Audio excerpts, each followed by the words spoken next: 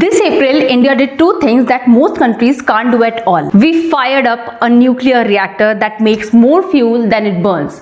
And we built a 1,000-kilometer communication network that no one can hack. These are not just experiments. These are working systems built by Indian scientists, Indian engineers, and Indian startups. But here is the problem. The moment you build something this valuable, someone wants to steal it. Not a random hacker. State-level actors. Countries with billion-dollar intelligence budgets and years of patience. We have already seen Chinese cameras installed inside sensitive government buildings. We have seen corporate networks running on foreign software that reports back home. And most Indian organizations don't even have a basic plan for what to do if they get breached. See, Indians built a significant chunk of Silicon Valley's technology. That same brain power is now building India's future.